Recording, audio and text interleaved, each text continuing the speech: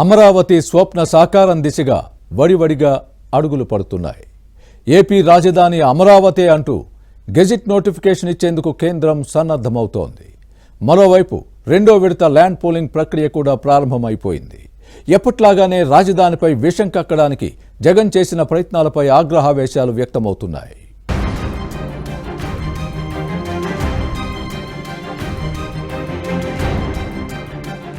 Amaravati top గేర్లో దూసుకుపోతోంది.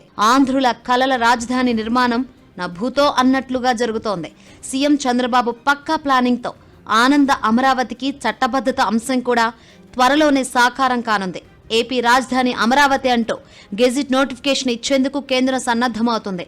భారత attorney general న్యాయపరమైన క్లియరెన్స్ ఇవ్వడంతో పార్లమెంటు సమావేశాలకు ముందు జరిగే కేబినెట్ సమావేశంలో చట్టబద్ధతపై తీర్మానాన్ని ఆమోదించాలని నిర్ణయించారు. ఆ తర్వాత పార్లమెంట్ బడ్జెట్ సమావేశాల్లో బిల్లు పెట్టాలని కేంద్ర ప్రభుత్వం నిర్ణయించింది.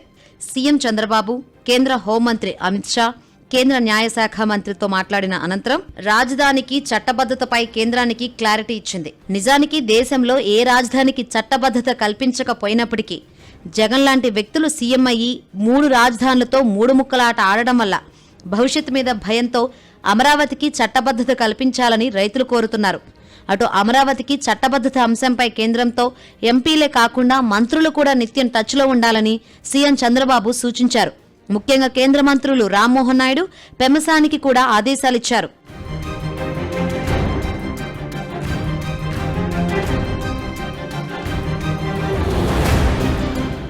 మరోవైపు అమరావతిలో రెండో విడత ల్యాండ్ పూలింగ్ ప్రక్రియ ప్రారంభమైంది.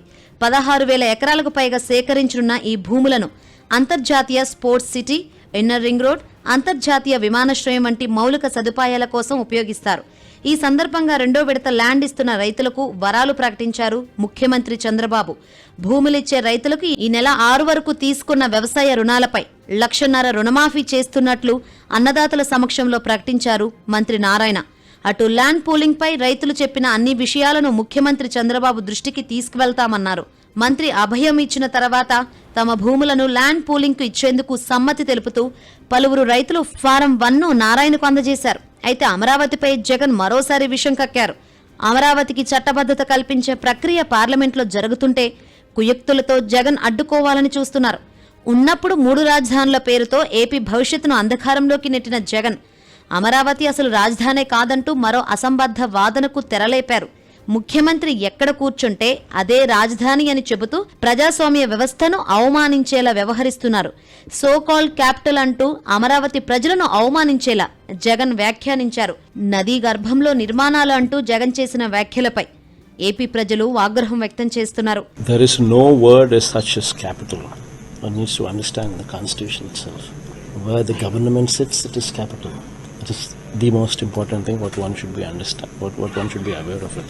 If tomorrow you are the chief minister, you sit in a particular place, the entire ministers of yours will also come and join you there. And because of the ministers also there, your HODs and their HODs and their secretaries would also join there. And the functionality would happen from there. Wherever the chief minister, that is you, wherever you decide to sit. That is the constitution. అమరావతిపై Jagan వ్యాఖ్యలకు పరోక్షంగా counter ఇచ్చారు CM Chandrababu. ఎవరు ఎంత బాధపడినా అమరావతిని ప్రపంచంలోనే అద్భుతమైన నగరంగా తీర్చిదిద్దుతామని పునరుద్ఘాటించారు. గతంలో హైదరాబాద్, సైబరాబాద్ ను అభివృద్ధి చేశానని గుర్తు చేసిన చంద్రబాబు ఇప్పుడు అమరావతిని గ్రీన్ ఫీల్డ్ సిటీగా తీర్చిదిద్దుతామన్నారు. అమరావతి, విజయవాడ, గుంటూరు, మంగళగిరి పూర్తిగా కలిసిపోతాయన్నారు. అమరావతి నిన్న కూడా చూశారు. ఎవరైనా సరే బుద్ధి జ్ఞానం ఉండే వ్యక్తులు మాట్లాడతారు నాకు తెలియదు. ముఖ్యమంత్రి ఎక్కడుంటే అక్కడే క్యాపిటల్ అంట. మొన్నటి వరకు 3 ముక్కలాట ఆడారు. అంటే 3 రాజధానులు అన్నారు. ప్రపంచంలో ఎక్కడా లేవన్నాం, కానీ వినలేదు. ప్రజలు గుణపాఠం చెప్పారు, ఎన్నో ఇబ్బందులు పెట్టారు.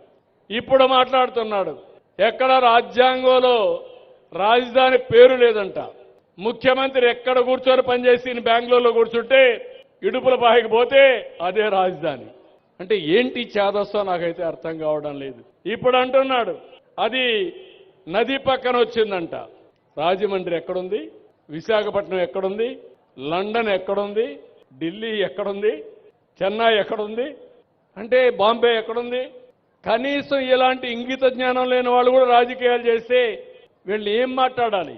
ఎవరెన్ని అడ్డంకులు సృష్టించినా సీఎం చంద్రబాబు నేతృత్వంలో నవ్యాంధ్ర కలల రాజధాని అమరావతి సగర్వంగా రూపుదిద్దుకోవడం ఖాయమంటున్నారు కూటమి నేతలు. అటు రాజధానికి చట్టబద్ధత దిశగా అడుగులు పడుతుండటంతో ప్రజల్లోనూ ఆనందోత్సవాలు వెల్లివిరుస్తున్నాయి.